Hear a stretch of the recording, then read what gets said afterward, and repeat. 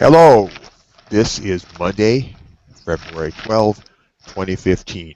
Welcome to episode number 38 of the Vanguard Report. The Vanguard Report is at the vanguard of the propaganda war. Yes, this is a propaganda war. That's mainly what it's all about.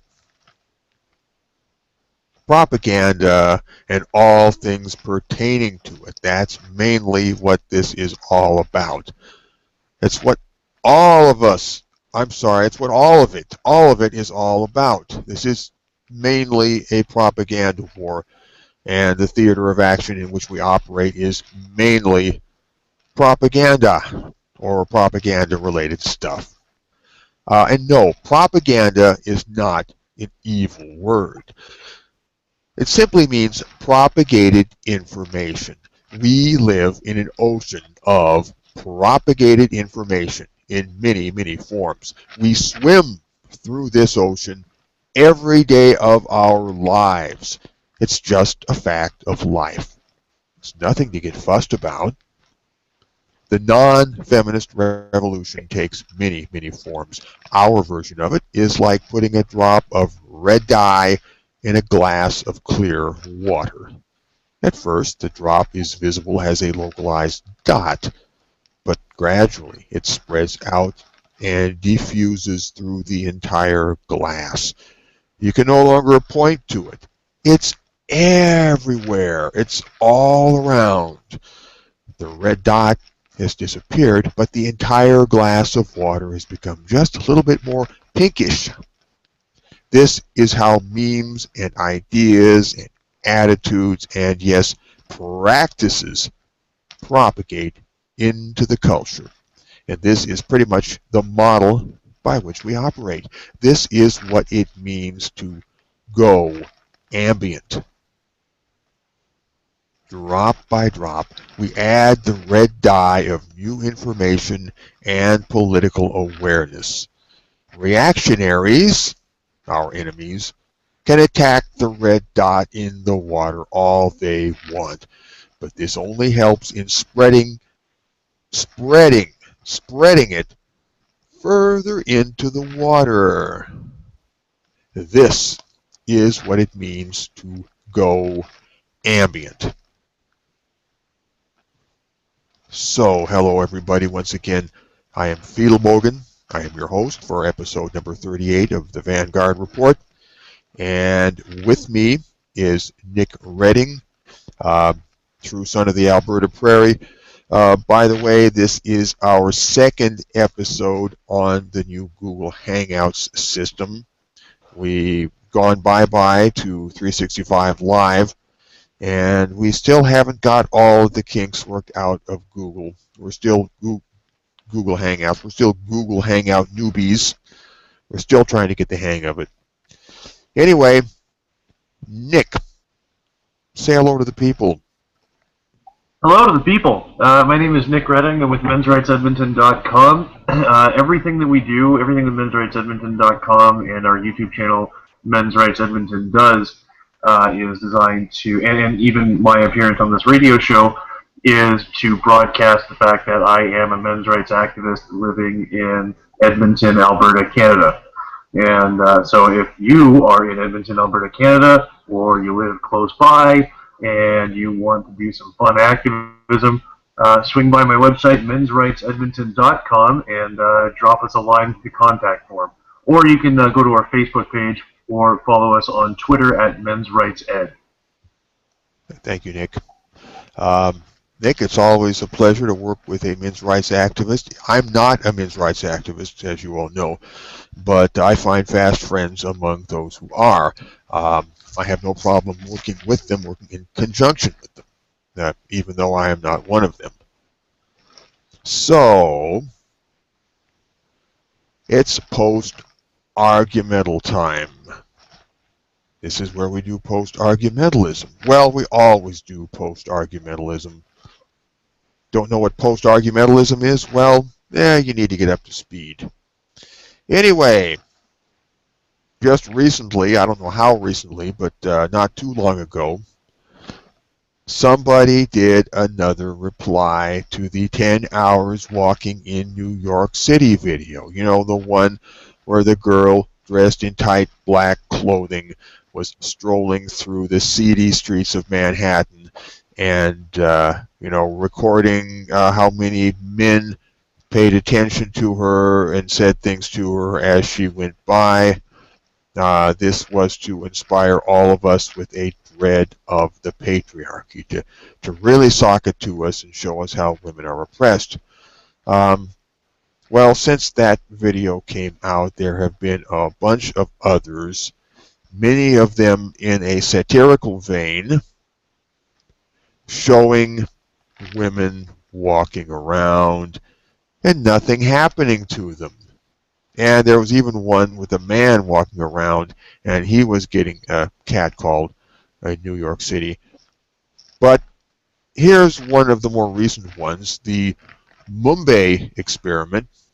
That's Mumbai, India, or maybe it's Mumbai, India, I don't know, formerly Bombay. Anyway, they put up another YouTube of a young girl walking around through various parts of that big Indian city and nothing happening.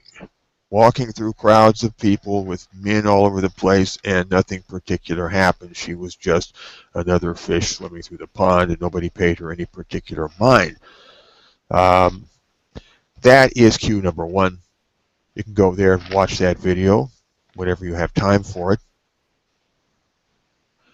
But the thing I'd like to call to your attention is that a lot of people are reacting to the 10 hours in New York City video. A lot of people are reacting. People are, well, cynical about that. They are taking pokes at it. They are taking shots at it. They are making fun of it. They are mocking it. They are attempting to debunk it. All kinds of people. Yeah, That's unpopular. Yes, go ahead, Nick. You don't even have to be a men's rights activist or an anti-feminist to see the nonsense in it. You know, you talked about a couple of parody videos. My favorite is the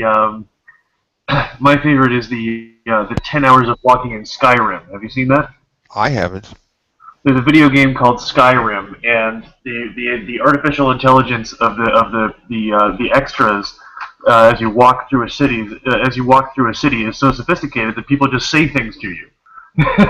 And so somebody set up the virtual camera in this video game, to record the person from the front as they walk down the street. And people around the village just made comments to the person. The virtual people made comments to the player character walking around, and it was exactly like 10 hours of walking around in New York City. Yes. I should add about 10 hours in New York City and a couple of others, I think, that have been put out in the same vein. Basically, we don't have the entire 10 hours there. What do we have? We have, what, maybe 5 minutes out of those 10 hours, if indeed they spent 10 hours on that. We have only their word for it. But you know that, assuming that they're telling the truth and that they really had this girl walking around New York City for 10 hours, they had to have picked the best material to make their point. And they had to condense that all into 5 minutes. It makes you wonder, what happened to the other 9 hours and 55 minutes? What happened there? They had to put up. They had to bring their A game to this. They had to give their best examples. In other words, they had to cherry pick. We know that the best stuff is packed into those 5 minutes. And what was in the other 9 hours and 55 minutes? Just boredom, nothing special. You gotta wonder. Now, do women get harassed by men on the street everywhere you go, all over the place? No, I can say for a fact that there are plenty of places in the world. There are vast stretches of the planetary surface where women can walk around on the streets and the public highways and byways and nothing special is going to happen to them. For example, the area where I live, it's a very boring area. And I can assure you, women could walk around all day, nothing would happen to them. Maybe if you're good looking, once every 10 hours, some car of young dudes might go by and they might say something. That's about the worst you could expect around here. And I know that the area where I live is not unique. Happens to me all the time. Happens to you all the time. You're not a chick, James. It happens to me too. My like my whole life, I've been kind of punky, kind of freaky, and hung around with people who dress in similar ways. And I've had people yell stuff at me from cars for having long hair. I've had people yell stuff at me from cars for having spiked hair. I've had people yell stuff at me from cars. Uh, people are just assholes. It's not gender specific. Well, let me tell you my own story. One time years ago, I was walking along Highway 99 South, somewhere south of Federal Way, south of Seattle. At night, must have been 9 o'clock in the evening, and somebody went by and threw an egg, which landed right in the side of my head, and they yelled something at me as they went by. They couldn't even see me. I must have been no more than a shadowy figure. Another time in Spokane, Washington, I was walking on a dark street near the old National Guard Armory, if anybody is familiar with Spokane, and somebody shot me in the ass with a pellet gun. Just shooting at a shadowy figure in the dark. Just goes to show we all got to take our lumps in this world sometimes. I mean, one could wish it were otherwise, but it happens. And even though I like you, I still find that kind of funny. You find that funny? It wasn't funny getting shot in the ass with a pellet gun. I mean, it was like a minor bee sting. Anyway, so the point I want to make here is that this 10 hours of walking in New York City is drawing a lot of derision from a lot of people, all kinds of people. It's coming from the mainstream. I mean, this particular thing is ambient. It's people all over the cultural, political spectrum are looking at the 10 hours walking in New York City, and they're pointing their fingers and they're laughing. They find it funny because it is so incredible. And by incredible, I mean not credible. And on that note, let's move right ahead. We're going to spend the bulk of this episode talking about an article that recently appeared. This would be cue number 2. This article was written by a young fellow by the name of Emmet Rensin. Apparently he lives in the Chicago area. He published this article on Vox Media, the Vox Media website, and this is what I take to be state-of-the-art propaganda war from the enemy's side at this present point in the game. And the title of this article, as soon as I pull it up on my browser here, this ought to tell you, the internet is full of men who hate feminism. Here's what they're like in person. Now, Nick, I know you've got something to say about the here's what they're like in person who is featured in the article. But before we get into that, the title by itself is very revealing. The internet is full of men who hate feminism. Let me give you the broad overview of what's really going on here at the present state of the propaganda war. Feminism as a movement, feminism as an ideology is under threat. And the proponents of feminism are well aware of this. They know that feminism is under threat. They know that a growing number of people are aware of what's up with feminism. They're becoming politicized, or as we say, activated. The activated non-feminist sector is growing as more and more people are pulled into that circle and become aware and are starting to turn their focus against feminism. So what they're doing here in this article, which I think is symptomatic of what you'll be seeing more and more, is spin control. Spin control.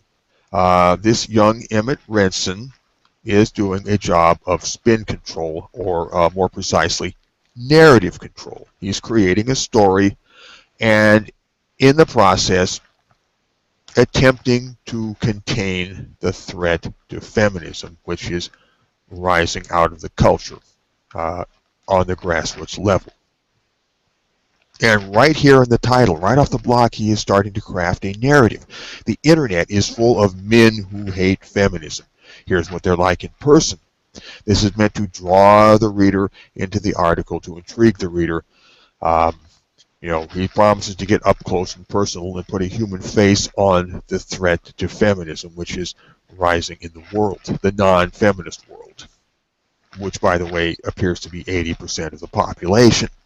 And it's funny that he says it's full of men who hate feminism when our top personality is a woman. One of our top personalities, if you're referring to Karen, yeah, she is one of our top personalities, and she is quite a personality. But men, throughout the whole article, which I will be reading to you, are selected passages from the article, he never once makes any reference to the number of women out there in the world who don't like feminism, who are angry at feminism for one reason or another. Now, I mean, if we're 80% of the population, which best surveys seem to indicate, I mean, we are the majority. We're a pretty large majority of the population. And do you think that 80% of the population is male? Is that what he's trying to say? That's loony. Don't you agree, Nick? Well, yeah. Well, first of all, I think the error that you're making is you're conflating non-feminists with people who hate feminism. I know I hate feminism. I know you hate feminism, and I know that there's plenty of people, male and female, who hate feminism. But I would have to take issue with what you're saying, because 80% of the population does not hate feminism. They are simply not feminists themselves. Oh, well, that's true. That's true. But as I was about to unfold as we move forward with this, basically they're trying to contain the threat to feminism. They're trying to put the whole focus of the conversation on people who hate feminism. Now, that largely means the activated non-feminist sector. If they don't full out hate feminism, they definitely have mentally turned against it. They see that there's a problem with feminism. They're opposed to it. I think, at a minimum, we're justified in saying that people in the activated non-feminist sector don't like feminism. They feel some level of disaffection toward feminism. And within that circle, the activated sector, you have the cross-section of humanity. You'll find the full moral spectrum of human nature. And when you look at the people within the circle of the activated sector, and then you look at the non-feminist sector in general, which includes the middle mass, you see there's really not much difference. You'll see the same types of people. You'll see the same moral spectrum, the same variety of races, ethnicities, classes, religions, yada yada yada, in the non-feminist sector in general as compared to the activated sector. So, where was I going with this? Basically, what the feminist side is trying to do is to craft a narrative around the activated non-feminist sector and trying to stereotype it as men on the internet who hate feminism. And the author here, young Emmet Rensin, is going to take the lens down even further and try to focus on this character, this Max person, and try to personify, to give it a face, to create a poster child for this image that he's trying to craft of people in the activated sector who don't like feminism. Apparently, according in the world, according to Emmet Rensin, the activated non-feminist sector contains nobody female, because he says nothing about women who don't like feminism anywhere in this entire article.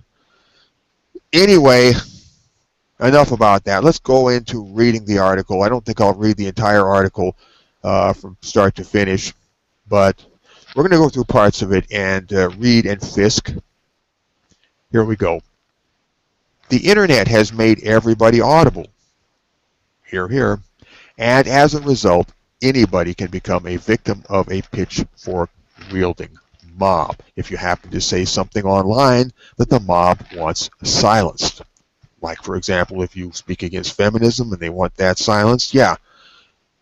Okay, nowhere has this reality been clearer than in the backlash against nascent feminism on Twitter. What's nascent about it? I think feminism has been on Twitter ever since there has been a Twitter. What the hell is he talking about? Okay. Simply sharing an anecdote or observation has become an invitation to threats of rape and death and torture, especially when these anecdotes and observations suggest that there might be something amiss in the treatment of contemporary women. Nick, what's he pointing at here? What's he trying to do with that statement? Do you have any idea? He's implying that speaking against feminism is inherently harmful towards women, or that at the very least it cultivates an environment that is hostile to women? Yes, something like that. He's pointing in that direction. He doesn't quite say it in such stark terms, but that is where he's heading, I think. And anyway, the article goes on, but sharing an anecdote or observation, somebody shares an anecdote or observation, I would assume, of a feminist nature, and somebody else comes out of the woodwork and makes rape threats and death threats and all this bad stuff. And yeah, anybody who talks feminist talk is going to be lynch mobbed or cyber lynch mobbed on Twitter or elsewhere on the internet. That's what he's saying. He doesn't give any proof of this. He does not consider that, well, there's a lot of people out there in the world, and there's some crazies out there, but he is trying to conflate crazy people out there who may or may not exist with any kind of opposition to feminism, any kind of critique of feminism. And I haven't even touched upon the possibility that some of these crazy threats didn't even happen, because where's the proof? Or some of these crazy threats were just fabricated, as we know Anita Sarkeesian did with the Kevin Dobson thing. It's not unheard of for feminists and their cohorts to fabricate threat narratives. It's standard go-to behavior for these people. But of course, a young Emmet Rensin doesn't talk about that here. Let's go on with the article. The most public victims of last year's Gamergate rage, women like Anita Sarkeesian, Zoe Quinn, and Brianna Wu, were not radicals. Well, what does he mean by not radicals?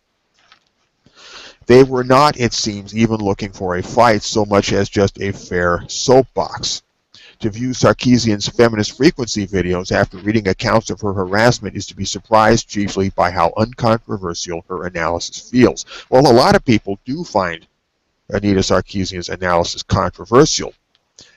Is young Emmet Rensin just talking out of his ass here? I mean, does he not realize that there are other people in the world who see the world differently? Well, to answer your question, is he talking out of his ass? Obviously, yes. He's talking about how uncontroversial it feels. It feels, yes. It's fucking feels. Anyway, sorry, go ahead. I should add, I should have mentioned this sooner. Emmet Rensin does not have the goodness to inform us that he is a feminist. Well, he does. Further down in the article, maybe halfway or two-thirds of the way into the article, he just, as a casual aside, mentions that he is a feminist. He doesn't set this right up front in the beginning. I mean, he ought to, if he's a ethical journalist and just an honest person in the present political state of things. He ought to come out and say right up front, right in the beginning, I am a feminist, and here is my take on the situation as a feminist. But he doesn't do that because he simply assumes that the feminist narrative is the default state of reality. It never occurs to him that there's anybody else in the world who isn't feminist. Feminist self-disclosure. They don't do this. Why? Why do they try to hide their feminism? They always do this. They sneak into a conversation of some kind of a political nature or gender political nature, and they begin to argue with you or begin to oppose you, and they don't even tell you right at the outset that, hey, I am a feminist. I mean, I'm not afraid to tell anybody in the world that I am a non-feminist, meaning not a feminist. Why are so many feminists hiding their feminism? Why are they doing this? Well, we have speculations about that. But anyway, these are not fringe fighting words, just a new voice reciting an old liturgy. Wait a minute, I skipped a line there. She points out that the video game industry caters to men. Well, okay. Women, when included, are typically set dressing as victims of violence or sexual reward. These are not fringe fighting words, just a new voice reciting an old liturgy. Now, I want to interject. I know we only have so much time, but you know, I play. I like to play the Splinter Cell video game series, and that's a Tom Clancy franchise. And what you do is you sneak around, and you have different modes of vision, but you basically stick to the shadows. And if you, it actually discourage most of the games discourage even interacting with someone. But you have got either lethal takedowns or non-lethal takedowns, or you can use your gun. But you have a higher score if you just completely leave a target alone. I mean, not a target. If you completely leave a soldier alone. But you get a slightly lower. You get a lower score than that for knocking them out, and a lower score than that for killing them. But the only women in that game are your allies. You can knock out and kill as many men as you want, but the only women in that game are hostages to save or your allies. There's one scene where you beat the crap out of a woman, but she's Anna Grimm's daughter, she's on your side, and you're doing it to secure her deep cover mission. That's it. And naturally, Anita Sarkeesian never does a review of that particular game. I'm sure she doesn't. Nick, I don't know how expert you are in computer games, but is what you've just described, is that, fairly common among computer games, do you think? Well, yeah, there's another, I think it was, I can't remember, it was Thunderfoot, I'm pretty sure it was Thunderfoot who talked about the Hitman series of games, which is also very similar to the Splinter Cell games in that it's about sneaking around and disguising yourself and only killing one particular target, because it's a hitman. If you're figuring out very passive ways to sneak by people unnoticed is what it teaches. You can knock them out, you can kill them, you can put their body in a dumpster. And with the Hitman series, there are female targets and there are female foes. There are female assassins that you have to fight. But there are male targets as well. But far more. Far more. So the male body count in the end stacks up higher than the female count, doesn't it? Yeah. There's absolutely no children in the universe because they don't want you killing children. Okay. But basically, then Anita Sarkeesian gives a very skewed, very slanted view of video game reality. That's generous. She completely misrepresents it. She's totally full of shit. And some people can't understand why other people are angry about that. Boy, this makes me scratch my head there. Oh, well, I know, of course, what's happening with Gamergate in general. The Gamergate was a reaction to an attempted cultural invasion takeover of this sphere of computer gaming. Okay.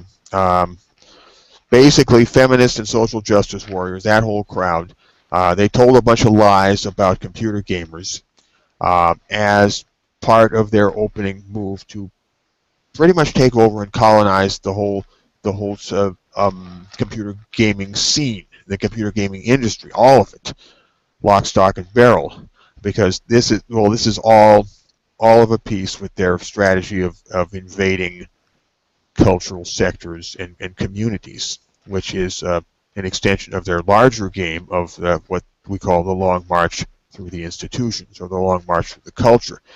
And, well, they got some pushback when they got to Gamergate. Okay, people are starting to fight back. And by the way, if you're not up to speed, Atheism Plus sank like a lead balloon. It's no longer a thing. They did not succeed in taking over the atheist community. So I think that'll make a lot of you happy. Anyway, so the article goes on, talks about Anita Sarkeesian. Anita Sarkeesian was forced to flee her home. Terrible things happened, and yet we know that she lied outrageously about getting threats on Twitter. That episode alone establishes her character, tells her what kind of person she is and what she's capable of, and I have no problem in believing that Anita Sarkeesian made up all of this from whole cloth. And of course I don't know that she made up all of it from whole cloth, but I know that she made it up outrageously in at least one instance. And she's capable of doing it once, she's capable of doing it again, because that's just the kind of person she is. Anita Sarkeesian is not a very high specimen of humanity. Okay, she's not something to make the human race proud of itself. She's a low kind of person. Okay, even if she presents herself well. Anyway, as it happens, I'd spent several nights in August with one of her antagonists. He claims he's not the kind to send explicit threats, and he wasn't involved in Gamergate. He's just a man who takes a dim view of Sarkeesian, he says, and hasn't been afraid to tweet her about it. He doesn't think much of feminism in general, or at least what he says feminism became once the voting and the jobs and the abortion rights were sorted, and the word became a dog whistle for self-pity and sexism toward men. Well, no, it's not a dog whistle. I mean, I would say that right out. It is very largely self-pity and sexism toward men. Don't need a dog whistle that. Okay, I'll say it straight up anytime. Anyway, his name is Max. This is the person that young Emmet Rensin apparently met in person. His name is Max, although it isn't, of course, all right. And he is a men's rights activist. Ping, ping, ping, ping, ping. A men's rights activist. There's that dreaded phrase. He is creating... Yes, Nick. Exactly. Does Emmet ever say what kind of activism this guy does? Well, further into the article, I think he sort of hints at it. Yeah, somewhat. Oh, okay. Yeah, he hints at it. But this is men's rights activist, I mean, is a construct. It is a fiction. I mean, there are people who throw that term around. There are people who describe themselves as men's rights activists. As you know, I am not a men's rights activist. I don't give a rip about men's rights. I just want to rip feminism. Well, hold on. I would like to talk about the term men's rights activist here. As there's MRA as activist or advocate, right? There's two readings of that thing. And if you advocate for men's rights, then you are a men's rights advocate. And if you do activism for men's rights, you are a men's rights activist. Now, as you know, the last video that I came out with, you were in it. I said that I am just anti-feminist. That's it. But I still could be accurately described as a men's rights activist because I have done activism in regard to men's rights, namely in objective terms. Circumcision. Okay. Right. So if you are an activist, if you have done activism regarding men's rights, then you are a men's rights activist. That's but of course in modern parlance, in a greater parlance, the term MRA or men's rights activist is a slur for anyone. It's a dog whistle. It's a dog whistle for enemies who threaten feminism.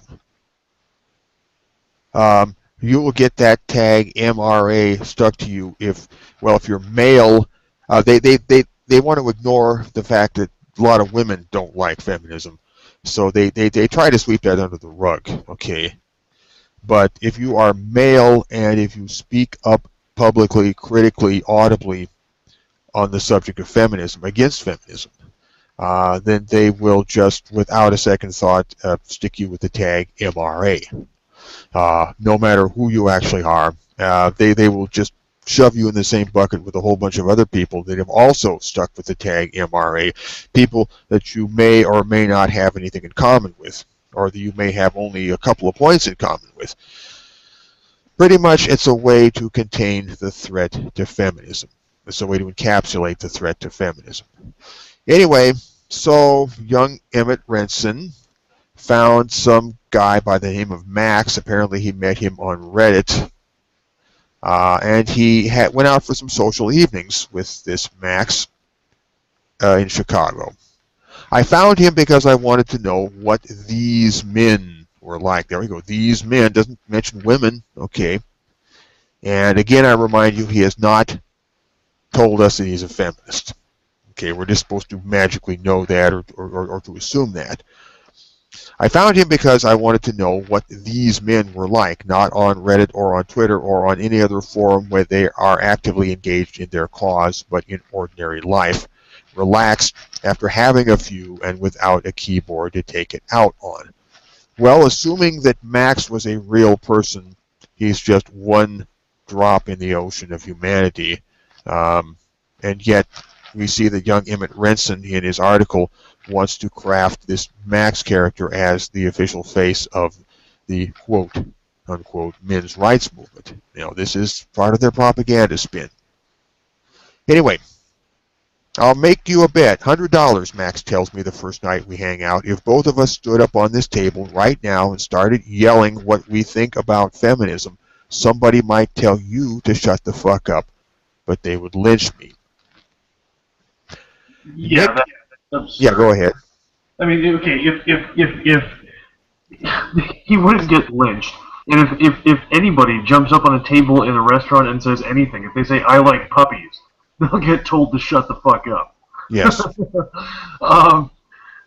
would depend on what restaurant or what bar he was in. If he speaks out against feminism, in some places they might lynch him, in other places not so much. Yeah.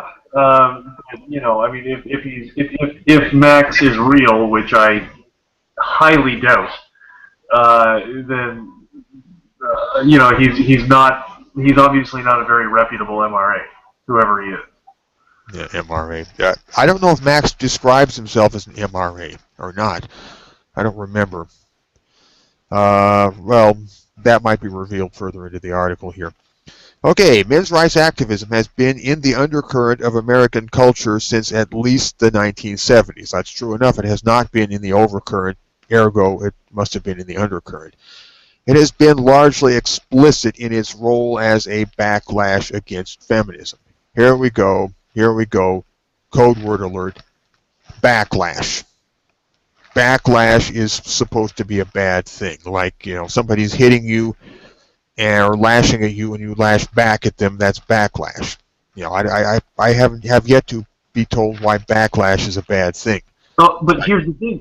Even feminists now are saying that they're describing the vitriol that we get as activated non-feminists as backlash, and they're saying that we deserve it. We deserve their backlash. So apparently, backlash is an equal opportunity game. Anybody can be a backlasher. What they're doing is a principle that we really should expound on in another episode is saying something like it's a bad thing, right? Describing a perfectly normal concept with emotional undertones that make it seem awful somehow, or at least fishy, or at least suspect, or something like that. I've heard them say things like about people who like to study history. Apparently, there's something wrong with people who like to study history.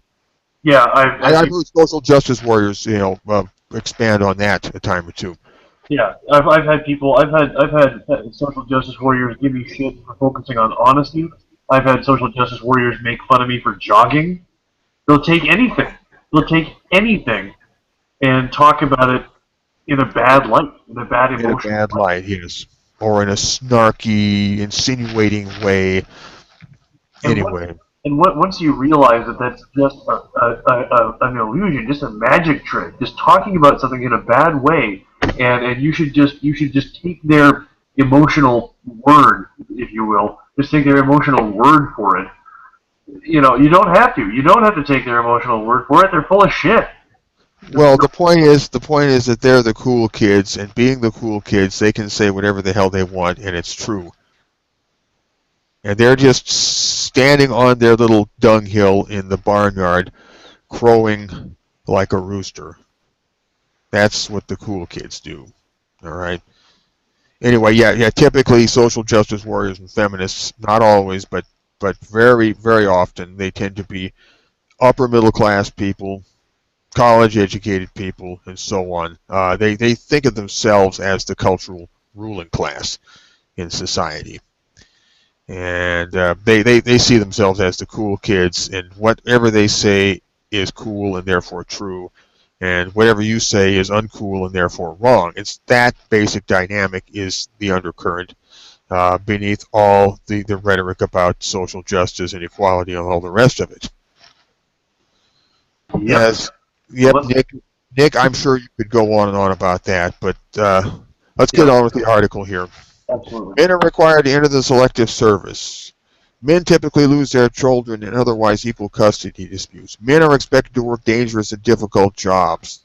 Beyond these overt disadvantages, they claim more subtle systemic disrespect from a culture increasingly focused on what they take to be feminine values, from emotional expressiveness to total sexual and reproductive liberation.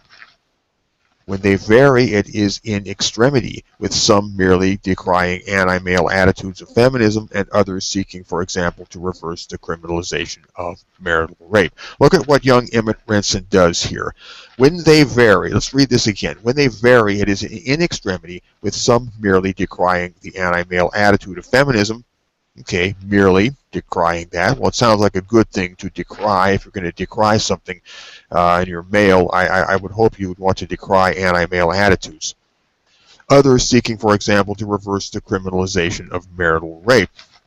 Now, that's a more touchy issue. That's stepping into a minefield there. I have never spoken out publicly on the subject of the criminalization of marital rape.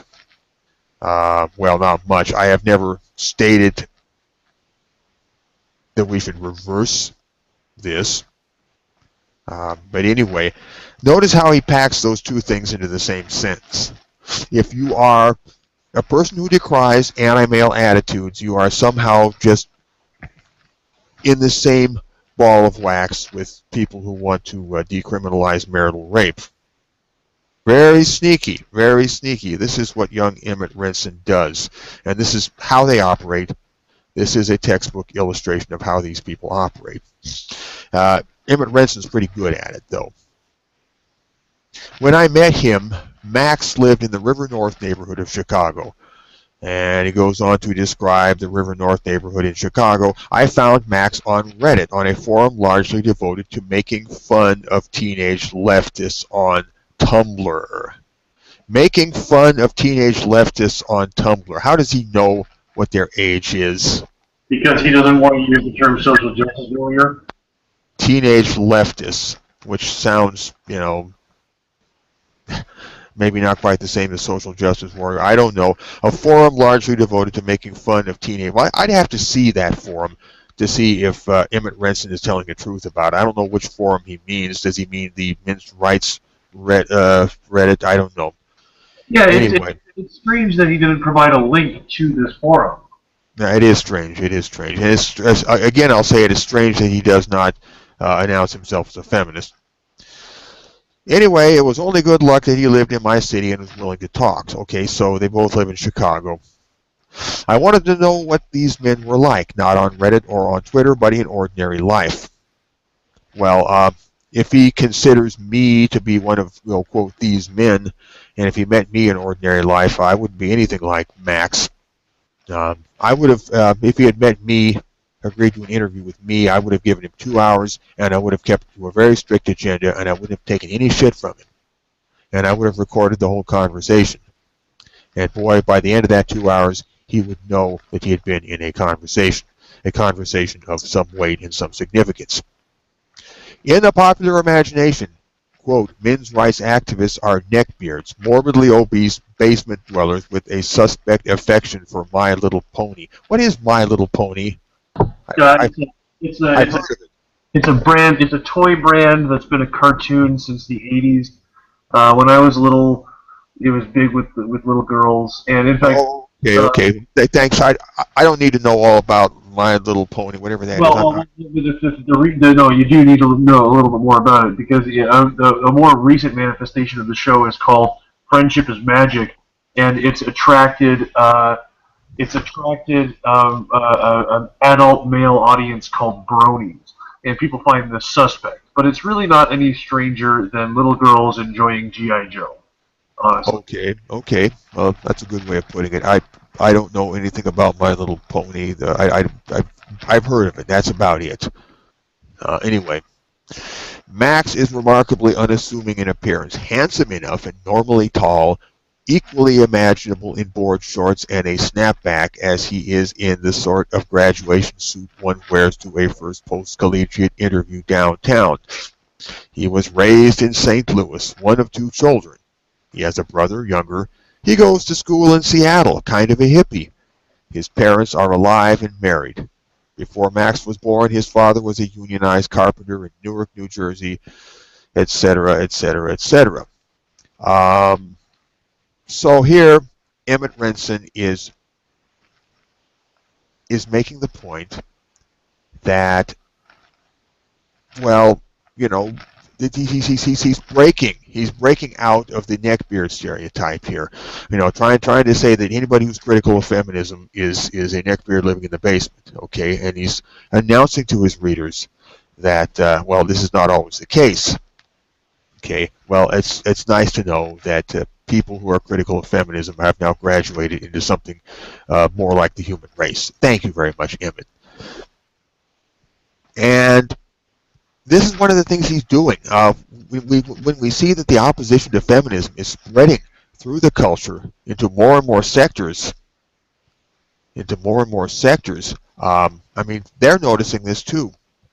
It's like the brush fire is fanning out in all different directions, and they're still trying to contain the threat to feminism. They're still trying to create this narrative. But now, at least, they've let the opposition out of the basement. They've let them out of the neckbeard category. This is the trend. Now, the article is long. It goes on, and I can see very well I'm not going to have time to read through the entire thing and give it the commentary that it deserves. So, Nick, you think that Max is a totally invented character, is that right? Yeah, I do. Now we don't have enough time to go through the whole thing, but the points in there. I mean, I do encourage people to read this giant garbage article, as painful as it may be, because the part where he brings up he's talking about Gamergate, and he brings up the harassment that anti-Gamergaters have received, or anti-gamers have received. And it has been demonstrated time and time again that this has not come from the Gamergaters. It has come from trolls who are just there to fuck with everybody because that's what they do. That's what trolls do, yes. And in some cases come from their side. And made up Max here doesn't say any of that. He says exactly what a feminist would say about the freaks on their side. He says, well, you can't judge us all by the extremists. I have never heard an anti. You can do that to you guys, but you can't do that to us. Yeah, I have never heard an anti-feminist or an MRA say, "Oh, Attention, please. Here's an example of the aggressor setting the terms of engagement. You know, they set those terms in the beginning." Yeah, I've never heard anybody say you can't judge us all by the extremists. Even if you're talking about someone like Mark Lapine, who was motivated by anti-feminism, when I hear about him, I don't say, well, you can't judge us all by the extremists. I say, well, I don't own a gun. I've never discharged a lethal firearm in my whole life. I've shot pellet guns and paintball guns. I realize that what he did only sets us back. It sets 80% of the human race back is what it does. There's one instance where I've used physical violence with this, and I got punched first, and I headbutted him in the face, and he's a dick I knew since I was a kid. That's it. I'm not out to shoot the place up. Okay, and most of the human race is not out to shoot the place up, and don't forget that, feminists are a minority. They're 20%, and the rest of us were 80%. And well, here we have this young Emmet Rensin trying to paint a stereotypical poster image of 80% of the human race, pretending that they're all male and that they all fit within a certain neat little bundle of attributes. He is creating a political fiction here. And in that sense, if Max was not simply made up out of whole cloth, he was a very, very, very loose interpretation on the part of Emmet Rensin. If Emmet Rensin actually met this Max person, which could be doubted, what he took away from those interviews is highly, highly selective and interpretive. Now he is creating just a political stereotype and trying to contain the threat to feminism. Nick, no, okay, you think that Max was entirely made up out of whole cloth? Yeah. I think that this guy. I don't think that this guy actually went and met someone. I think he may have cobbled them together out of various guys he talked with online. But my speculation, and that's all it is speculation, is that Max is a fictitious character. Or he may be a fictitious character with grains of nonfiction, embedded, but largely, a cobbled together construct, yes. And that is my impression as well. I got to say, if this Max, if he was a real person, boy, what a greenhorn. What a damn greenhorn. Yeah. I mean, if he really does exist, I mean, what a terrible example. I mean, this guy.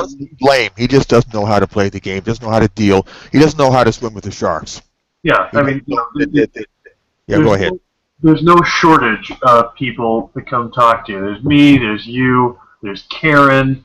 There's I can't think of anybody who doesn't of any notable person in what we do that doesn't make time for that doesn't make time for a reporter. There's one reporter I turned down, and I have my own reasons for that. That was recently. Okay, we're getting close. We're getting tight on time now, but I should add that further along in the interview, he actually quotes Paul Elam, and he quotes the pickup artist Rush V. Apparently, he talked to both of those people. Okay. So here he is crafting a narrative. He's created his Max character, and then he's pulled Rush V, the pickup artist, and Paul Elam, whom we all know, into the same circle to craft this image. Okay. And he could have left Rush V out of it, but anyway, he apparently wants to include them in the picture. And I think we got about 1 or 2 minutes left. Nick, anything you want to say before we wrap it up? Nope. Just check out my website, mensrightsedmonton.com. Check out my YouTube channel where I'm putting up new videos once every 2 or 3 weeks now. May the force be with you. May the force be with you. Everybody go to cfproject.blog.com. Read the Poison Manifesto, which is the backstory, the text behind everything we talk about on the Vanguard report. And on that note, I'm going to say what we all say. Oh, I'm really sorry that we couldn't do more justice to this article. It's like leaving a big haunch of roast beef still on the platter, and you've only eaten 2 slices. But anyway, I'm going to say, like I always say, feminism is what we say it is. Memorize that statement, write it on a piece of paper, and stick it to the wall in front of your computer. Meditate upon that day and night. Feminism is what we say it is. That is the core of the non-feminist revolution. That is the battle for feminism's soul. Feminism is what we say it is. And on that note, we're going to wrap up episode number 38 of the Vanguard Report. We will see you all again next week for episode number 39. Hey, everybody, See you next week. Ciao.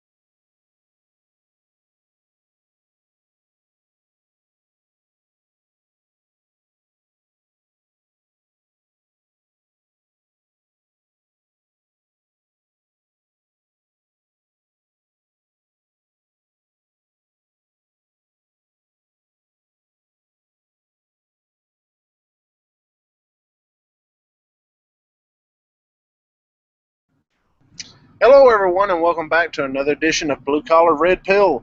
Danny, are you there? I am, Jack. How you making out this week there, brother?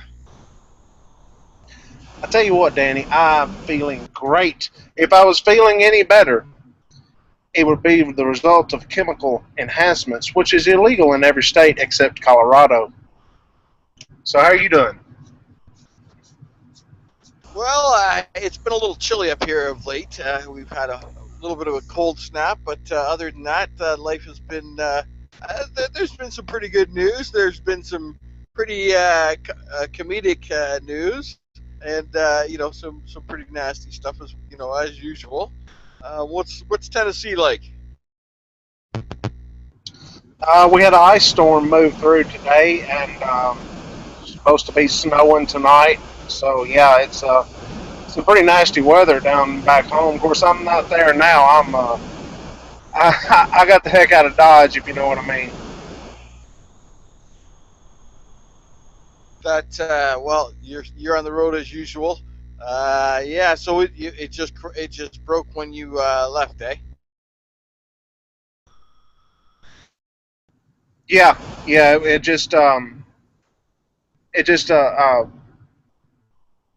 It was coming in as I was leaving.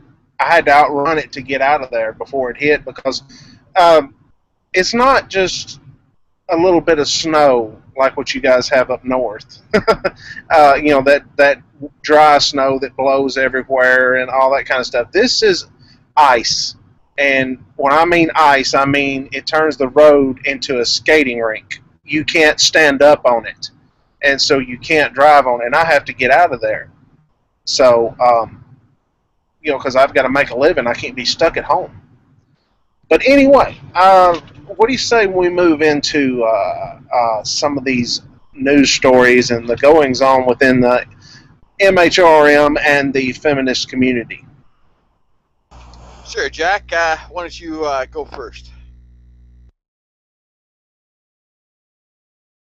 Or did you want me to? Okay, let's see. No, I've got it, man. I've got it. First off, did you hear about Law and Order doing a show on Gamergate? Oh yeah, yeah. Actually, I did. Oh man, I did catch some of the little bits, little news clips about it.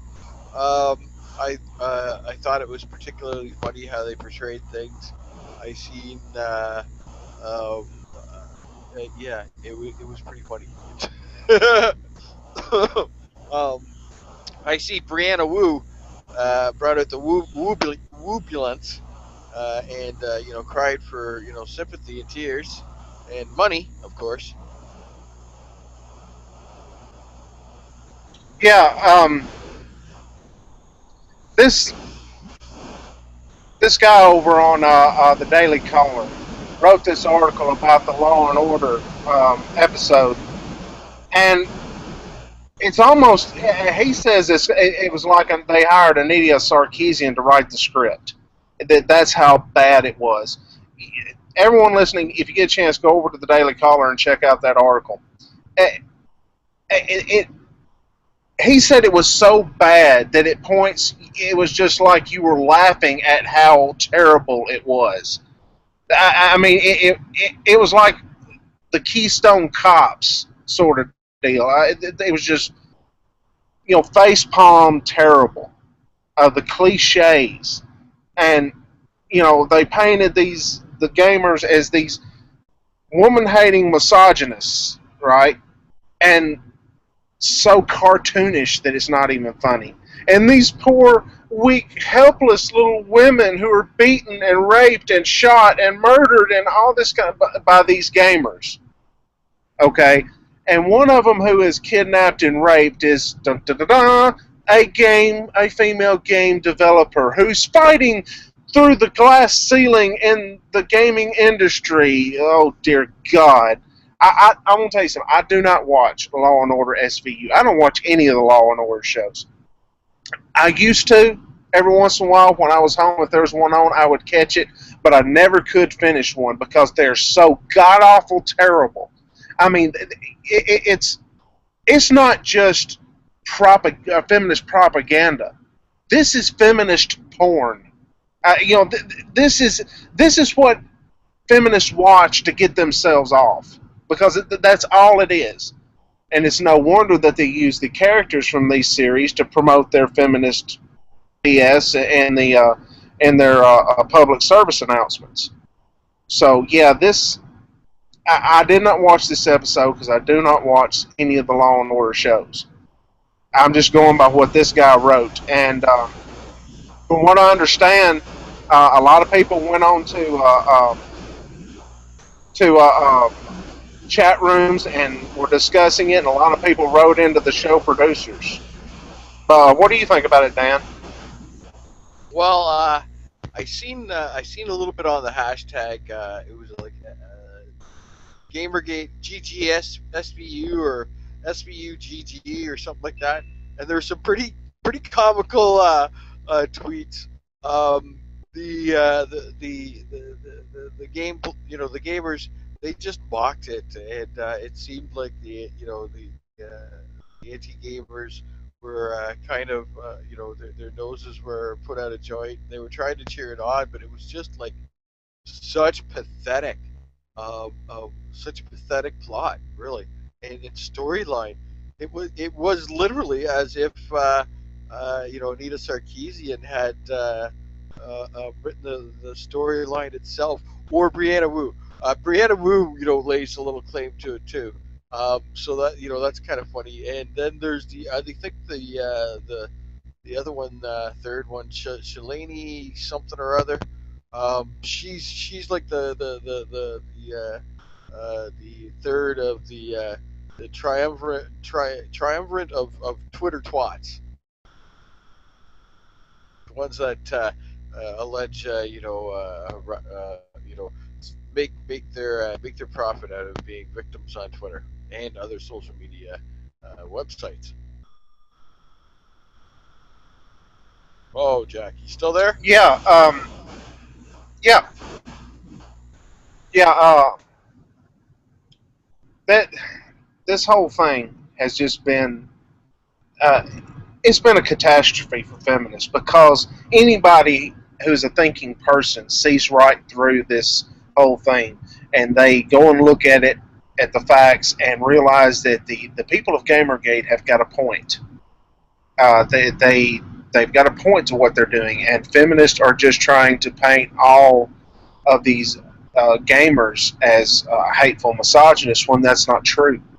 They hide, the whole, not your shield hashtag was about how feminists are ignoring the non-white gamers. They're ignoring the bisexual and homosexual gamers. They're ignoring the female gamers. They're ignoring the transgender and gamers, because they're just painting them all as angry, straight cis, white men. And people go over there and look at this and go, these feminists, they're full of it. This is not what, they're lying to us. So yeah, it's turned into a major problem for feminists. They continue to spout this narrative about gamers and about Gamergate, but it's not working. And if I'm not mistaken, Dan, you may know a little more about this than I do, but if I'm not mistaken, Gawker Media is suffering big time because of Gamergate. Yeah, they're still kind of like hemorrhaging money, as far as I understand it. They have some interesting things going on. I know something in the hot links. I don't know. It's more techie stuff that I'm used to. I'm like kind of limited to that, like the odd playing of PlayStation 3. That's the extent of my gaming nowadays. But yeah, I heard that they're still kind of in a little bit of legal battles, and so they're still hemorrhaging money. So yeah, that still kind of warms my heart a little bit. I like that a lot. I'm sure there are a lot of other people out there who like that a lot. There was some great takedowns of the Game Brigade episode on YouTube. Look them up. They're fairly easy to find. As an aside, there was an interesting kind of pre-tweet before that, pre-Twitter thing before that about Nita Sarkeesian put out that every time a white cis het male makes a video about me, the rage comes in waves or something along that lines. And meanwhile, it's like Mr. Ripsion. I'm sorry if I'm mispronouncing his name, but he's really a mild mannered kind of guy. he's kind of like a young Mr. Robertson or something like that. He's really kind of mild mannered. Um, and other good less in the gender war in gender war trenches kind of folks, and she kind of damseled herself out there as usual, and I'm sure that helped with her $400,000 fourth quarter, I think it was there that she made. Or was it 400 or $300,000? James, maybe you know. Oh, If I'm not mistaken, I believe it was 400,000, right at it. But yeah, she when she, Anita Sarkeesian, when she canceled that lecture, speech, talk, whatever it was at that university, she went on television damseling in front of the American public, probably Canadian too, and a lot of people sent her money, and she made like $400,000 nearly last year, according to what I've seen. yeah, you can say a lot of things about Anita, but you can't say that she's a bad marketer. She really is good at marketing herself and victimhood. And actually, general, she tries to market victimhood as all women, but she does market victimhood quite well. Her and Macintosh there, they're quite the pair. They're really good at marketing. Hey, Dan, Yeah, can you hold on just a second? Dan, can you increase the gain on your mic and check your Skype messages, please? Skype messages. All right. yeah. While you're doing that, Dan, I have a little bit of an announcement to make. We did a show a couple weeks ago about Anita Sarkeesian, and I was in the process of writing an article, and the article's written. It's at a Voice for Men right now in the being edited, and there's a lot of screenshots in there, screen grabs. They're having to work on them, so it's taking them a while to get it up. Plus, there's a lot of articles going into a Voice for Men, and so I have to wait in line, wait my turn, and according to what I've been told, that article should be up on a Voice for Men either tomorrow or Wednesday. Again, we'll just have to wait and see, because they're very the editorial staff over there, they work their asses off taking care of this stuff, and a big thanks to you guys if you're listening. You guys are kind of work behind the scenes, and you're unsung heroes over there. So yeah, just to let everyone know, that article should be up either tomorrow or Wednesday. But Dan, let's move on to one of your topics that you have picked out. Oh, just hang on. Yeah, okay. How about we go to an easy one right now? Advice for young feminists. It got pretty much owned this week. It broke earlier, or late last week, and it kind of got owned this weekend. It was actually quite funny. Um, yeah, if you go to hashtag advice for young feminists, um, they I guess they started this hashtag there. Want to doctrinate them young, and it kind of got the bullshit kind of got called out early, real early in the tweeting, and it kind of took off from there. One popular one deal with be more like Christina Hofsummers, Professor Hofsummer, and less like Jessica Valenti. And there was other ones that were similar like that. They pointed out the fuck hate bullshit there about extorting, young individuals. They I seem to be freezing up. I'm still hearing you, Danny. All right, my computer's kind of freezing up here. Yeah, I seem to have that. I You, seem to you, have you lost need to that go problem. ahead and restart because we're pulling a whole lot of static off of you from whenever anybody else talks. Almost like you're throwing feedback into your system again. Well, I'm froze up. So, Jack, why don't you chat until I can get this fixed, please? Yeah, sure, man. I'll take it. Yeah,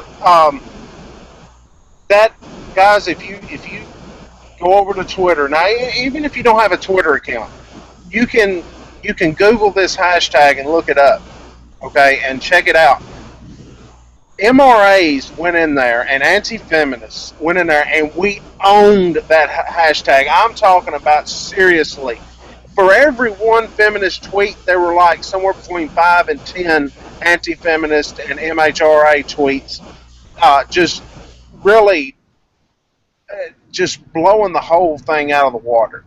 Okay, feminists did not have a chance on that hashtag, not to get a word in edgewise. It was really, it warmed my heart to see this because, you know, I think a lot of feminists clicked on that hashtag and looked around and said, "I'm not getting in the middle of this," and left it alone. So it was really great to see everyone show up, and that's our turf. We own it. So go over there and check it out because it's really awesome what happened on that hashtag. Well, we really had a show of force there. Was it feminists who started it? It was. Yes. Wow. Yeah, it was a. It was a. There's kind of this thing going on Twitter for advice for young journalists, advice for college students, advice for high school students, this sort of thing. So someone started advice for young feminists, and we went in there and just blowed it up. So, James, over there on Twitter that a lot of times we go in there and we're outnumbered because it's a feminist hashtag. That didn't happen this time. We outnumbered them. And so it was really cool to see, and it's kind of it's a testament of things to come. I'll put it like that. Right. So while Danny's working out his technical difficulties there, I'm going to go on and talk about something I'm sure everyone has heard about: the movie 50 Shades of Grey. Now, this weekend I tried to talk my wife into going and seeing 50 Shades of Grey. I wanted to see it just simply because I could tell feminists, I saw the movie, and piss them off because they all hate this movie. My wife says, "Well, I really don't want to see that, but if you want to go see American Sniper, I'm all for that." So hooray for my wife. I'm a lucky guy and I know it. Anyway, Barbara Kay wrote an article about this, about rape culture versus rape fantasies. Now, she goes in and talks about how rape fantasies seem to be a staple of like the romantic or erotica genre for women. That they like that sort of thing. And the feminists are all against that. Oh, it's misogyny, it's rape culture, and everything. And it's sort of all culminated in this 50 Shades of Grey, which those of you who don't know about it, I have not read the book, But basically, it's this guy. He's a billionaire with a B, okay, and he gets into this relationship with this young college student. Now, to quote Barbara Kay in the book, the college student is a virgin, and she says we're already deep into fantasy land there, and I laughed my ass off when I read that. But anyway, so it's told from the perspective of this female college student. She meets this guy, he's a billionaire, and she enters into this dom sub relationship with this guy, where he controls her, he controls what she does, he sort of the the beatings and that sort of thing that go on in these sexual games that they play together. And she loves it. She's happy.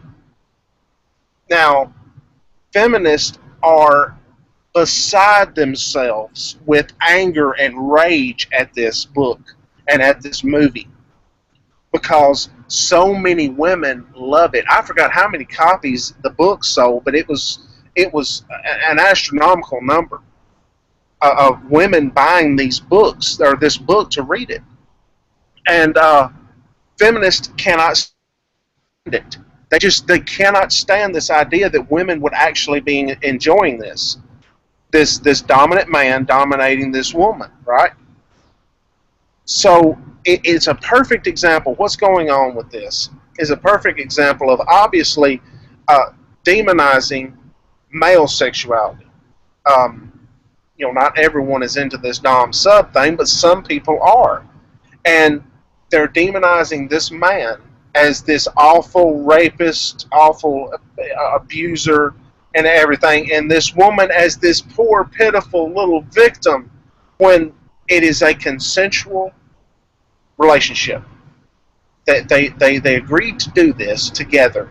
As a matter of fact, if I'm not mistaken, again, I haven't read the book, I've just been told about it, but from what I've been told, they actually write up a contract and sign it agreeing what they will do. So it's consensual to a fault, but feminists cannot stand that some women have this sexual nature about them. This fantasy of being taken by a man, to being dominated and controlled. It is an attack on not only male sexuality, specifically this dom sub sort of thing, where the man is the dominant one. Now, if the roles had been reversed in this book, if it was a dominant woman and the man was the sub, I think feminists would probably be cheering this as female empowerment. But since it's the other way around, oh no, we can't have that. But it's also, and I think this is very important to get out there to talk about, is this is demonizing, or excuse me, not demonizing, but it's infantilizing women. I said in the interview with Obsidian Raw, I said that feminism is like the Westboro Baptist Church. There's certain types of sexuality that they find acceptable, and there's certain types that they do not find acceptable. And the kinds that they do not find acceptable, they're against it. It needs to be done away with. And this is one kind of female sexuality that they do not tolerate. They will not tolerate a woman who has this sort of sexual nature about her of being submissive. And the problem is that a lot of women, they may not play it out in their sex lives with their partners, but they have this fantasy of being quote unquote a rape fantasy where they are taken by this man. And I really think it goes back to a part of hypergamy. They want this man to be so sexually attracted to her and want her that he just can't control himself, and he takes her. And that kind of thing turns a lot of women on. And well, there's also one other thing to keep in mind, insofar as the concept of hypergamy is a guy who isn't going to take shit from her is not going to take shit from others. and is more likely to win the resources required to take care of offspring. Exactly. Exactly. And another thing about that, James, you're exactly right. A guy that will not take shit off of her will also stand up for her. If she's his woman, if he will stand up for himself and against her, when she tries to shit test or whatever, then he will stand up to other people for her. And I think that's another aspect of what you were talking about right there. Yep. So yeah, I think it does go back to hypergamy, and it's one of those situations where, at least in my opinion, hypergamy in those instances, when it's played out in a sexual role or in the bedroom, you might as well say, I don't think it's a bad thing. It's just part of female nature. And I think that when it's played out like that, there's nothing wrong with it. So it's when that hypergamy starts to affect a woman's ability to treat men as human beings rather than as machines that gather resources for her. That's when it becomes a problem.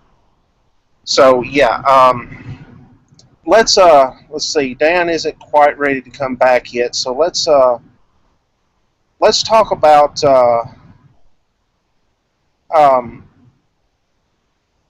something else that has been going on. I got into a little bit of a discussion with a Canadian politician, a Canadian female politician, and I didn't know who it was. Dan knows who it is, and I wish he was here so he could talk, fill us in on some of the details. I didn't know. It's just somebody on Twitter to me. But she was making the statement that 9 out of 10 women will be raped some point in their lives. Now, okay, we've heard the 1 in 6, the 1 in 5, the 1 in 4, even the 1 in 3 statistic. Now it's 9 out of 10, 90%. Okay? And I called her out on this. And come to find out, of course, she couldn't back up her numbers with anything. Now, this guy comes in and he writes up an article about me calling this politician out. And he goes into this. I'm talking about this guy is a white knight to the nth degree. I have never seen someone white knight this bad. I mean, he throws men under. He doesn't just throw men under the bus. He throws them under the bus, then gets in and cranks it up and runs over them.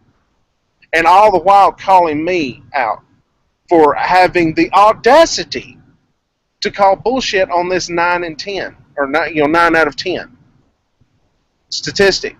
And this is this woman is, again, I wish Dan was here, but she is running for a public office in Canada, and I can't remember where or what. I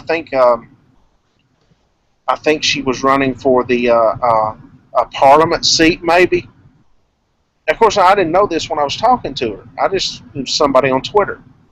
But yeah, it got a little bit interesting there, and so 9 out of 10. I mean, how far are we going to have to go with these statistics before everybody stands up and says, excuse me, you're insulting my intelligence. I'm not that stupid to think that 90% of the women have been raped or will be raped. Now, again, what is it? The statistics show that 5% of men are rapists. 5% of men are rapists, but 90% of women are rape victims. That's some awful busy guys. I don't know how they get anything else in if they're raping that many women. Where do they have time to eat or go to work? Oh, wait a minute. I'm sorry. The patriarchy has probably hired them to rape women. No, I'm sorry. Guys, that's where all the money goes that you donate to Paul Elam. It goes to the patriarchy to pay these guys to go out and rape women. so that 90% of women are rape victims. So yeah, it's just I cannot believe, or well, yeah, I can believe it, but it's just it's difficult for me to believe that these people think that they can get away with this number and nobody's going to call them out on it. You know, politicians are usually very careful about what they say to their in public because someone's going to call them out on it. But not when it comes to rape. They'll say any damn thing. They'll just pull numbers out of their ass, out of thin air. Okay, and it's just it is mind-boggling. It is mind-boggling to think of what that these people just are willing to do this and think that they're not going to get called out on it. That they're willing to put themselves on the line by making such an outlandish statement. And that kind of tells you the current state of our society, that they feel comfortable in doing this. So, but yeah,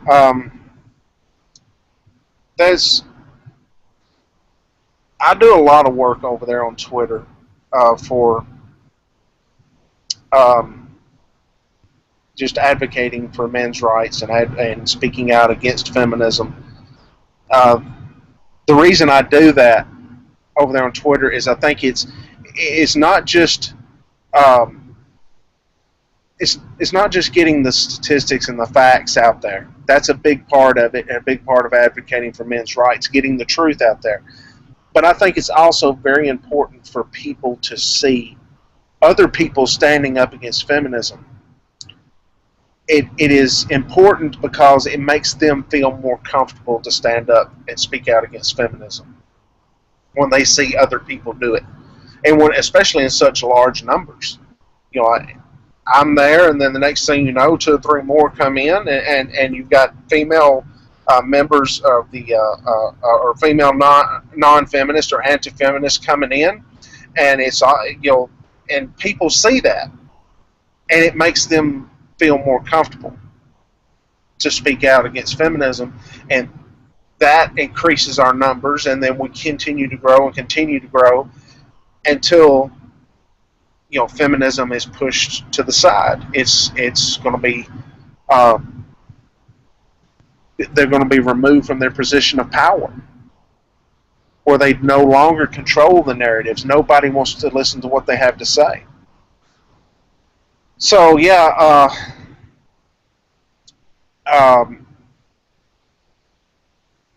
it's very important that we do that. That our voices are heard. That people see that it's not just 4 or 5 guys over there doing this. That it's hundreds of people who are speaking out against feminism. And that's what we did on that hashtag. And I think it sent a message to feminists that guess what? You don't own the narrative anymore on anything. We're coming for your power. We're going to take it away from you.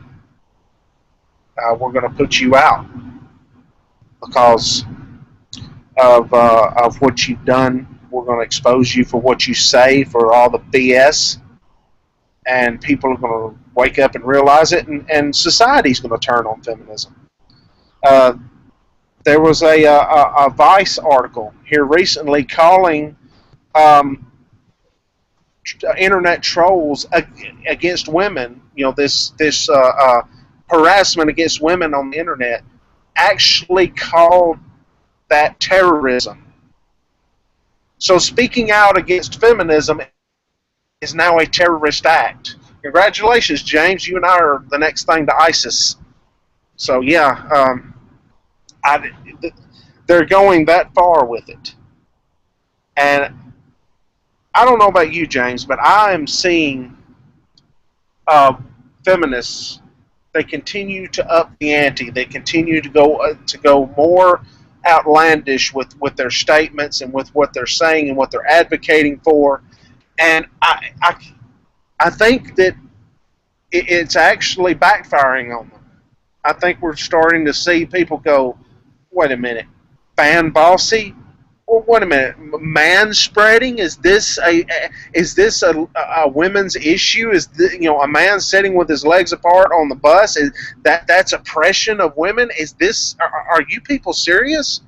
I really think that they're digging their own graves with that kind of stuff.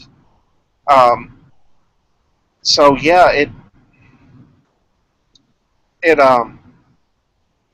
all coming to a head.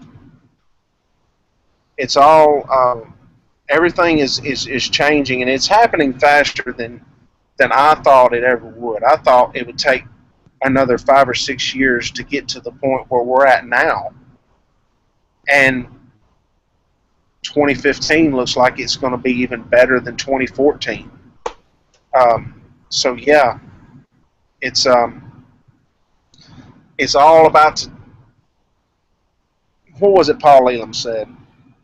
Said that the MHRM train is picking up speed, and you better hurry if you want a good seat. So yeah, guys, there's been a lot of hit pieces in the media about us recently, and that should tell you something.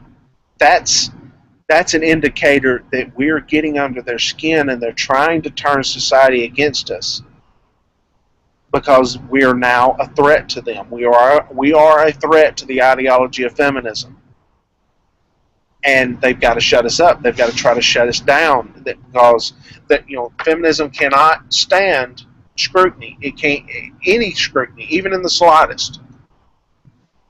And not only that, they keep screwing up over and over and over again, and that's got to be that's got to be scary to them. I mean, look at Mattress Girl, Emma Sokowitz carrying that mattress around on her back. She was a feminist icon, and then all of a sudden it comes out that her story is less than credible.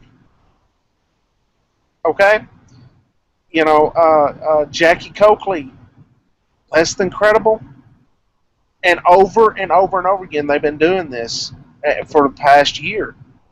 It's all falling apart. They're back in these. It looks like Danny is having some problems getting back in there. Uh oh. Well, we're going to keep on keeping on. Hope you're getting back, James. And I don't think he's going to be able to join this particular hangout again. We've been trying for a while now. I even checked to make sure there were no blocked contacts or anything like that. Oh man, whoa! I'm not prepared to do a one-man show here, but we'll keep on keeping on anyway. James, have you got any ideas about the stuff I've been talking about? No. I think you're covering all the pertinent points. Go ahead. All right. They keep backing these women who, turn out to be, less than credible. I'm going to go ahead. The University of Virginia thing. That one was straight up lying, and people are seeing this.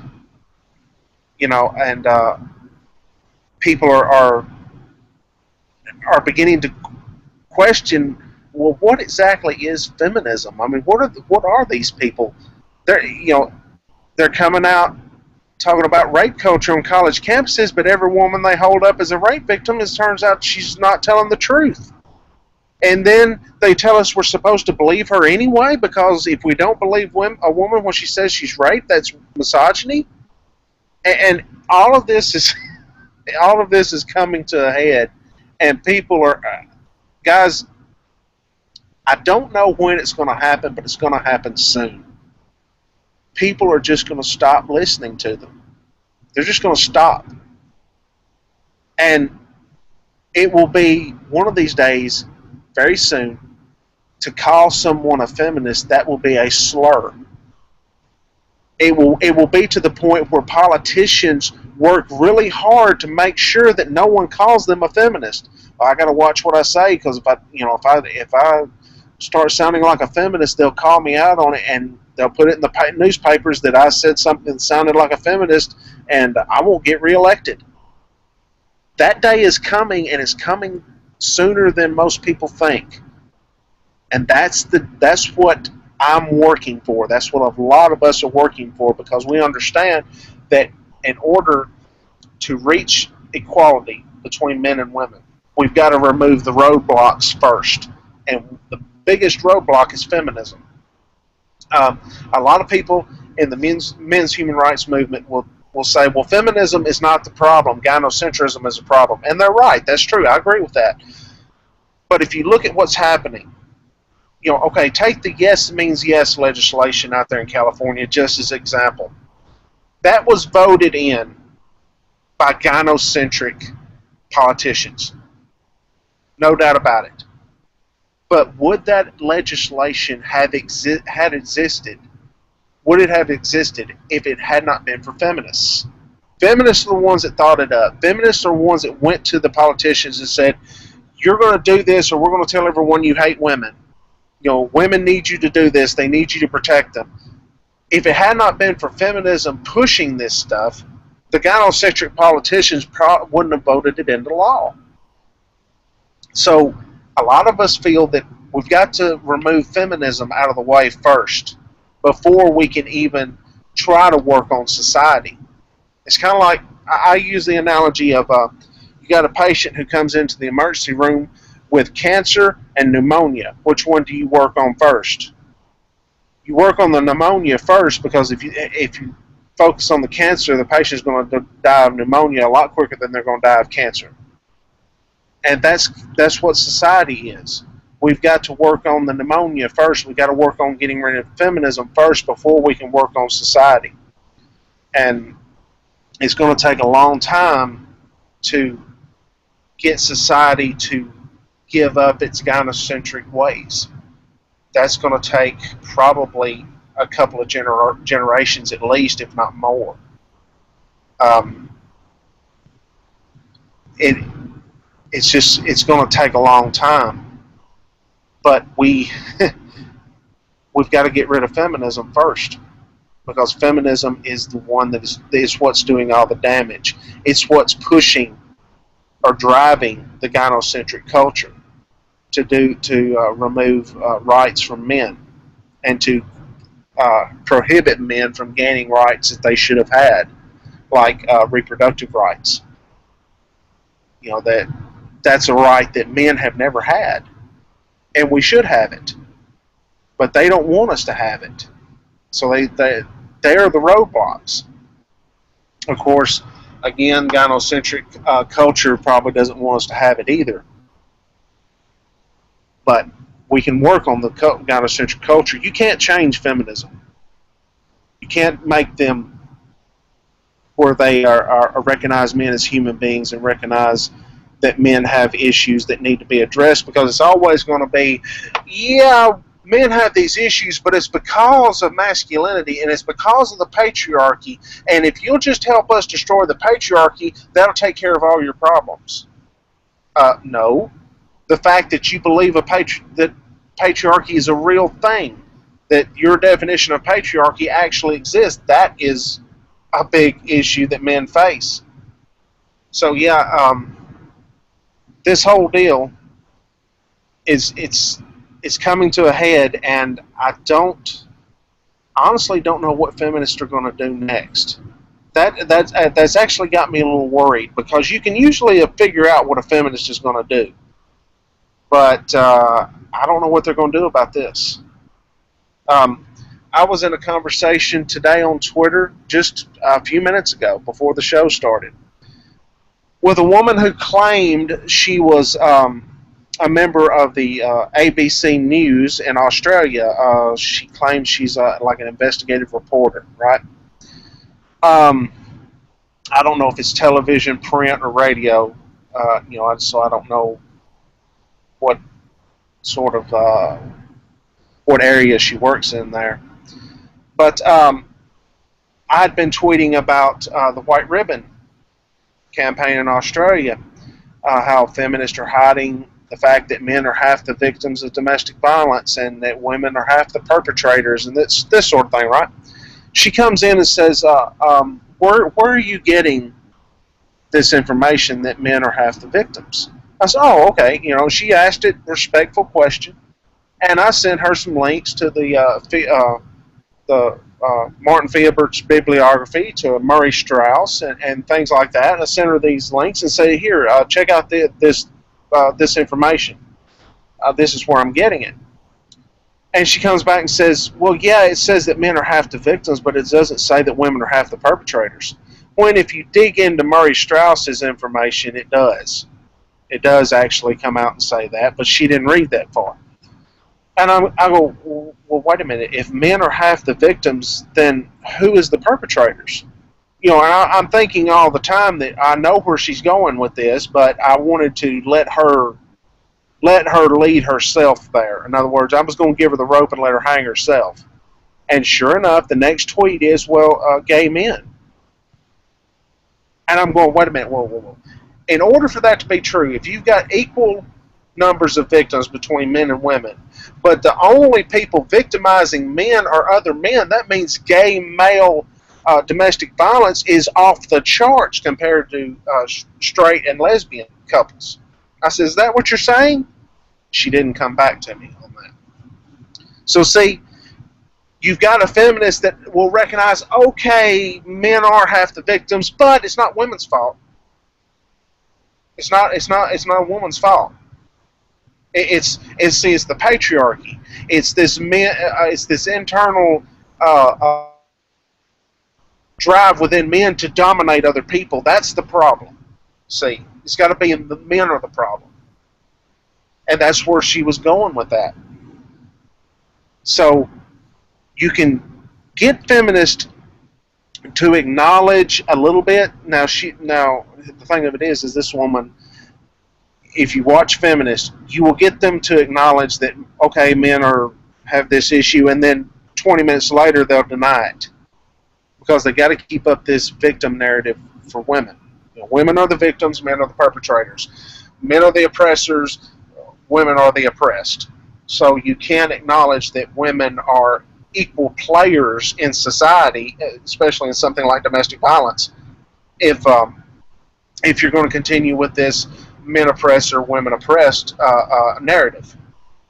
So they will try to keep that up no matter what. And see, that woman threw gay men under the bus in order to keep up that narrative of, well, it's the male oppressor that's the problem. And that they've got to do that. They don't have a choice. They really don't have a choice in doing that, because if we win in one area, the whole thing falls apart. The whole ball of wax, the whole thing that is feminism falls apart, because we win. Let's say we win in the domestic violence arena, we win the narrative, okay, and we're able to tell the truth that it's not men oppress, or men are oppressors and women are oppressed. Then that is the string that we begin to pull that unravels everything else. The society will start to see that all of feminist rhetoric is bullshit. So, yeah, guys, I hate that Danny wasn't able to get back on with us, because he had a lot of stuff he was wanting to talk about tonight, and you guys missed out. I'm sorry, but you really did. He had a lot of great stuff to talk about. So, we'll try this again next week. We're still learning this new format, and we'll get to work on it and try to get everything fixed and try to do this again next week. So, thank everyone for listening. Thank you. Go over and check out our Twitter account. It's at BCRP Radio. Be looking for upcoming articles from myself and Dan on avoiceformen.com. And everyone, take care of yourselves and take the red pill. And James, take us home.